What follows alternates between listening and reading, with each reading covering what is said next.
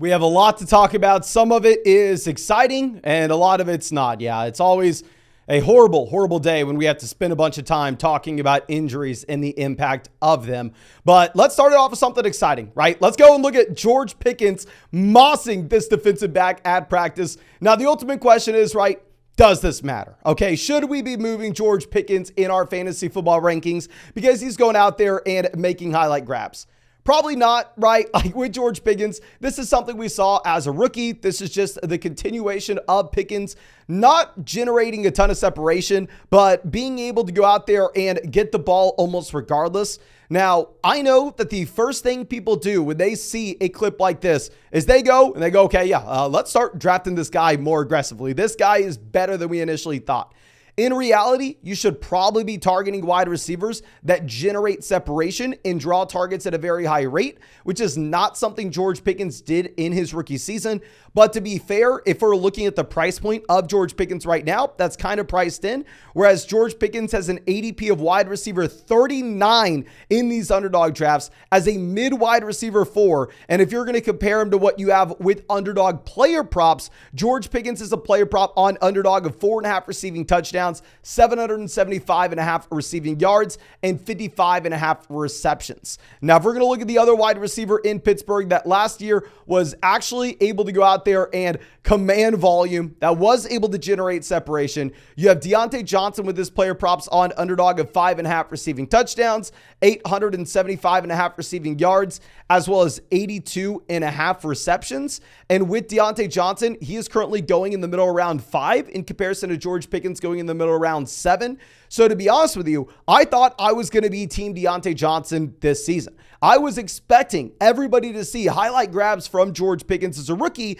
and then overdraft Pickens this next season. But honestly, I don't think that's happened. I think a lot of people have priced in George Pickens appropriately, and I would rather draft George Pickens as a wide receiver 4 than I would Deontay Johnson as a wide receiver 2.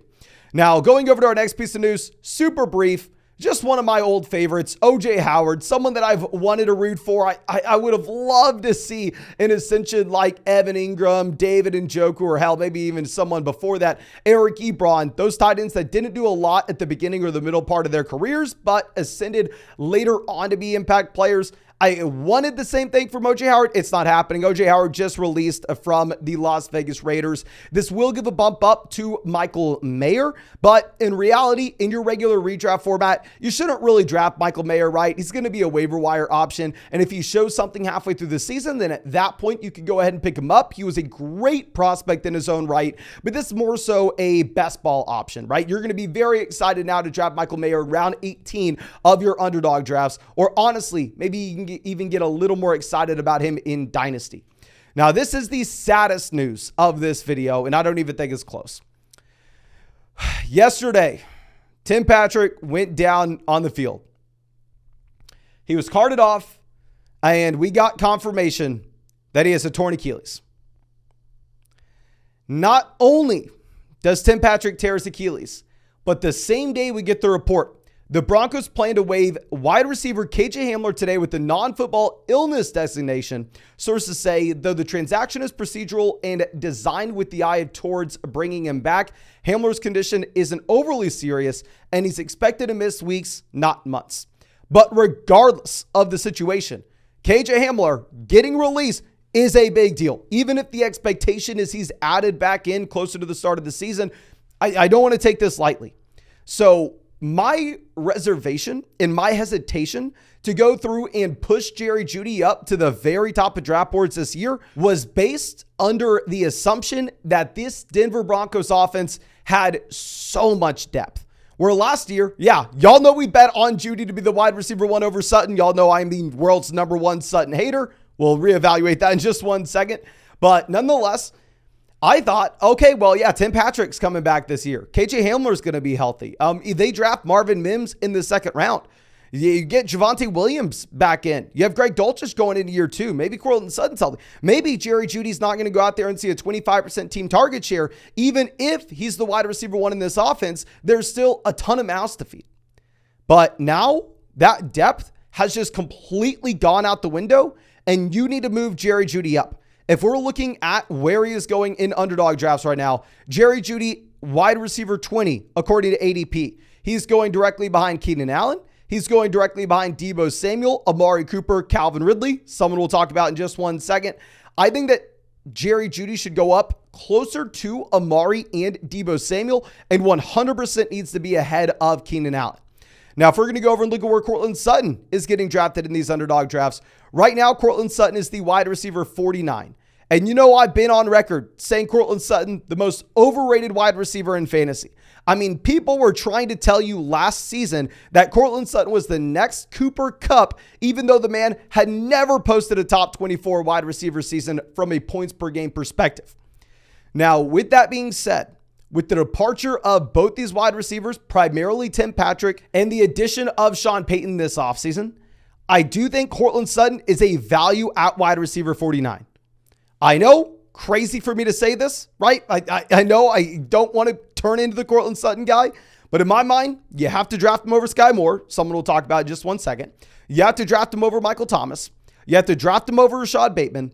I would honestly put him up there with like Zay Flowers and Elijah Moore. So I think Courtland Sutton needs to move up about a round. Both these wide receivers are guys that you can draft in your regular redraft formats. Our next guy, Marvin Mims, is strictly going to be a best ball option. And this is strictly an underdog pick, and also for people in dynasty leagues as well. There, Marvin Mims currently has an ADP of wide receiver 72. He needs to now go ahead of Shaheed, Donovan Peoples-Jones, Alec Pierce, KJ Osborne, Adam Thielen. I think you need to see Marvin Mims rise not only 1 round, but I think Marvin Mims is going to rise 2 rounds with this news. So yeah, across the board, move these Denver Broncos wide receivers up. The issue that we had in this offense a week ago is just now no longer there. Now going over to our next piece of news, going to be super brief. The Lions had a tight end going down, and I just kind of had to take my L and maybe say, okay, Sam Laporta maybe can be something this next season, okay? Sam Laporta, very similar to Michael Mayer. Do not draft him if you're in a regular redraft league. He should be a guy on the waiver wire, and you should put him on your watch list. And if he begins to break out during his rookie season, then at that point, you could look to add. But now Sam Laporta at his cost of tight end 18 on Underdog, I do think is a little bit reasonable. Now, going over to our next piece of news, this is something that obviously a lot of people have discussed, but I just want to reiterate this. Joe Burrow straining his calf is not a big deal, ladies and gentlemen. I understand people have moved down Chase. I got him at pick 3 in the live stream the other day. People moved down T. Higgins. I got him in the 3rd round of the live stream the other day. And people moved down Joe Burrow. From everything I can see, Burrow will be out for a couple of weeks. Joe Burrow will be good to go week 1. Will he be quote unquote rusty? No, he's Joe Burrow. This offense is going to be fine. Ladies and gentlemen, keep drafting these guys as normal. Now, something else we need to discuss is going to be these Calvin Ridley clips, all right?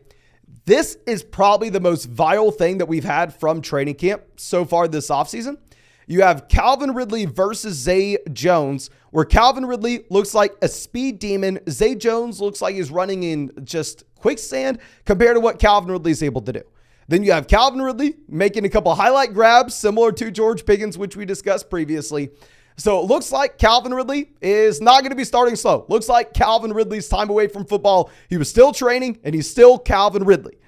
With that being said, I am going to reiterate my stance. I don't necessarily think just because of some training camp clips, we should be completely changing our draft strategy. Calvin Ridley right now in ESPN drafts is currently going as the wide receiver 22. He is going at the beginning of the 6th round, the very end of the 5th round. In your regular redraft format, yes, please draft Calvin Ridley there as your wide receiver 2 / high-end wide receiver 3.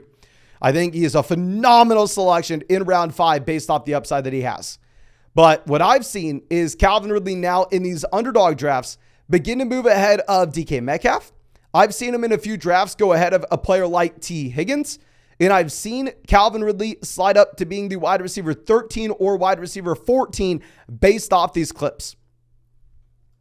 Ladies and gentlemen, I don't necessarily think we should be making that much of a change based off some clips where he looks very impressive. He has an elite ceiling. I think it's all about the price. I mean, if we're going to go over and look at his player props on Underdog right now, I mean, Calvin Ridley currently is at 6 receiving touchdowns, 70.5 receptions, and 892 receiving yards. If we're going to compare this to what you have with a couple other players in this range, I mean, you have Olave at 1,065. You have Devonta Smith currently sitting at 1,000 receiving yards as well. I don't know. But of course, if y'all want to check out any of those player props, they're on Underdog Fantasy. That's the same place where we are drafting every single night on this live stream. It's best balls to no time commitment at all during the year. That's how I drafted 700 teams, and now I won $150,000 last season. And if you want to draft with us on the live stream, or if you want to check out any of those player props, you can find the link to Underdog Fantasy in the comment section or in the description of this video. And if you sign up with promo code FLOCK, they're going to match your first deposit dollar for dollar up to $100. Plus, you'll get our 2023 fantasy football rankings, a free trial to flockfantasy.com. And my favorite player props right now are going to be Jamar Chase plus 25 receiving yards versus Devontae Adams, and Nick Chubb plus half a rushing touchdown versus Josh Jacobs. Now, one thing I want to look at is Jackson Smith-Njigba getting some buzz in Seattle. Yes, JSN is very good. This is a wide receiver that I've been rooting for all offseason, interviewed him at the NFL draft. Happy to see some clips where he looks great in Seattle, and happy to see that he's getting all this praise from his teammates. But going back to what we were discussing previously, this is not fundamentally changing the situation in Seattle. This is not fundamentally changing things like we see in Denver. You shouldn't just move JSN up because all of a sudden you realize that he's good. No, he's not good because some training camp clip you saw. Jackson Smith-Njigba is good because the man outproduced Garrett Wilson, Chris Olave, Jameson Williams, all on the same collegiate roster when he was a true sophomore and when they were juniors and seniors. Yeah, that's why JSN is good, ladies and gentlemen. Now, we have a couple of reports coming out of Baltimore about Odell, which is very interesting to see, in that Odell, one, is saying that 2023 is going to be his final season, and two, that he has no limitations in practice. Now, I just wanted to bring this up because I've seen Odell Beckham Jr. fall a considerable amount in drafts as of late. We also have some reports saying that Zay Flowers looks like the best wide receiver in Baltimore. We have Rashad Bateman back at camp as well. In my mind, none of these should really move the needle. And maybe if you want to bump Zay Flowers up a bit, especially in Dynasty, if Odell Beckham Jr. is not going to be there in 2024. But I don't know. I don't think this matters. Now, Garrett Wilson has a low ankle sprain, which is something that a lot of people were worried about. Y'all know in those underdog drafts, you're used to seeing Garrett Wilson go at the very end of round 1 or the very beginning of round 2. Well, I actually saw in the live stream a day or two ago, people getting so worried about this Garrett Wilson ankle sprain where we were able to pick up Garrett Wilson at pick 17. Maybe that's more so a fair price point for Wilson, but from what I'm seeing is Garrett Wilson is going to be back at practice on Saturday. Okay, he's going to be missing a week of training camp. Do not be moving him in your fantasy football drafts because he misses a week of training camp. But someone that you should move, and he was overrated in the first place, Kadarius Toney undergoes knee surgery, and this is opening up Rashee Rice to lead the Kansas City Chiefs in first-team reps. Now, you also have a report saying that Sky Moore is getting involved as a slot wide receiver, that Sky Moore looks to be the full-time slot guy. Regardless, how I am viewing this Chiefs wide receiver room is one that is wide open, especially with the Kadarius Toney injury news. And that's why back when Kadarius Toney was going in round 6, we were hard fading Kadarius Toney was going over Mike Evans in underdog drafts. We made a video calling him the worst wide receiver in fantasy football, at least at cost, of course. But nonetheless, I'm going to continue to take the cheap wide receivers in this Kansas City Chiefs offense. Rashee Rice is only wide receiver 62. I'm going to continue to draft him at that price point. If you're looking at Kadarius Toney has fallen a considerable amount, but he's still at wide receiver 43. And Sky Moore is actually moving up these draft boards in a big way where he is wide receiver 48. Now, going over to what we have with our next guy, Jalen Hyatt is missing practice due to heat-related things, and then we get another report coming out saying, oh yeah, Jalen Hyatt is out there and breaking NFL records for how fast he is. Ignore this nonsense. This crap doesn't matter. Now, going over to our next guy, we're going to be looking at Michael Thomas, a full participant at training camp, doesn't look that great on the field, doesn't look that fast, doesn't look like he's cutting too hard. It's nice to see the fact that he's actually out there and playing. Yeah, Michael Thomas is playing. Congrats. Now, Jameson Williams is missing time during training camp due to a leg injury. And on top of this, Jameson Williams is out there getting into fights in practice. In Jameson Williams' case, I don't think this is a player you should even consider in your regular redraft formats because he has still proven absolutely nothing at the NFL level. You're having to lock him onto your bench for the first 6 weeks minimum before we learn anything about Jameson Williams. This is going to be a best ball selection, and this is going to be a league where you can take him if you are able to put Jameson Williams on your IR for the first 6 weeks during his suspension. If you have to keep him on the bench, there's no reason just to have a roster clogger there. Now, going over to our next guy, we're going to be looking at Tyreek Hill. Looks like Tyreek Hill and the boat incident, whatever you thought it may have been, it's nothing. Okay, they solve it. They resolve it. Tyreek Hill, before this happened, was actually the 103 consensus in underdog drafts. Since then, he's fallen to have an ADP of 4.9. And if we're going to look at where Tyreek Hill is going in ESPN drafts, Tyreek Hill actually has an ADP of 8.1. So yeah, if you're able to get Tyreek Hill as a late first round pick for God knows what reason in your regular redraft league, probably a great selection. But I think that's all I have for you in this video. Again, thank you so much, ladies and gentlemen, for hanging out with us. If you enjoyed it, go down there, drop a like, subscribe to the channel if you play fantasy football. And if you want to check out any of those player props you saw in this video, or if you want to get into a draft with us, which we're doing every single night on the live stream, you can find the link to Underdog Fantasy both in the comment section as well as the description. And if you sign up with promo code FLOCK, they're going to match your first deposit dollar for dollar up to $100. Plus, you'll get our 2023 fantasy football rankings and a free trial to flockfantasy.com. But thank you again, ladies and gentlemen. Really appreciate you and really hope that we get to see you out in the live stream later tonight.